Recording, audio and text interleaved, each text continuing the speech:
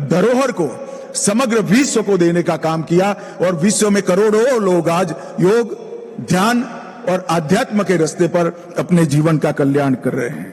और ये रास्ता ही आने वाले दिनों में विश्व शांति का रास्ता बनने वाला है, ये मेरा दृढ़ विश्वास है। मित्रों, पूजनीय लेखराज कृपलानी जी ने आत्मा, परमात्मा और सृष्टि चक्र का जो ज्ञान प्राप्त किया, उसी को ब्रह्मा कहा गया और उसी के प्रचार के लिए ब्रह्मा कुमारी की स्थापना की गई। और आज मुझे इस बात का विशेष आनंद है कि वर्षों से हम भारत के लोग मां के अंदर देवी का वास देखते हैं। इस संस्था में वर्षों से उसको चलाने में मातृशक्ति का अहम रोल रहा है। वो हम सब के लिए गौरव और अभिमान का विषय है। स्व परिवर्तन से विश्व में परिवर्तन। व्यक्ति बदलता है तो ही विश्व को बदलने का कारण बन सकता है। स्व परिवर्तन से विश्व का परिवर्तन, ये थीम पर कई प्रकार के सदविचार ब्रह्मा कुमारीज ने अलग अलग देशों में पहुंचाए, भारत के कोने कोने में पहुंचाए। ब्रह्मचर्य का पालन, शाकाहार, नशा मुक्ति, सादगीपूर्ण जीवन, राजयोग, ध्यान और इसके माध्यम से आत्मा का परमात्मा से मिलन और आत्मज्ञान की प्राप्ति से शुद्ध और शांत और अमर आत्मा के अंश की अनुभूति करना, ये सारी चीजों को बहुत सरल और सहज तरीके से ब्रह्मा कुमारीज ने लोगों तक पहुंचाया है। न केवल भारत के कोने कोने तक, दुनिया के 140 देश तक पहुंचाने का काम किया है।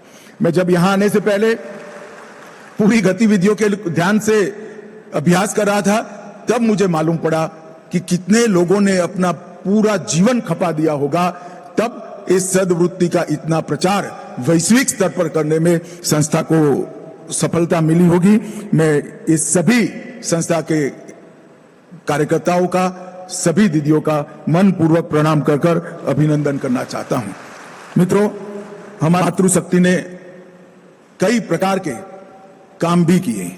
एक जमाने में जब विश्व के अंदर मातृशक्ति को पढ़ाई लिखाई के अंदर भी परमिशन नहीं थी, तब वैदिक काल में विदुषी गार्गी ने ऋषि याज्ञवल्क्य के साथ शास्त्रार्थ किया था। विदुषी मैत्रेयी ने बृहदारण्यक उपनिषद के अंदर ढेर सारा योगदान दिया। विदुषी भारती ने अपने पति के साथ आदि शंकर के शास्त्रार्थ की अध्यक्षता की और कश्मीर में कवियत्री लल्लेश्वरी ने शैव दर्शन को जमीन पर उतारा और इसी राजस्थान से मीराबाई ने राजसी परिवार से आते हुए भी भक्ति की परम सीमा लांघकर श्री कृष्ण को प्राप्त करने का काम किया।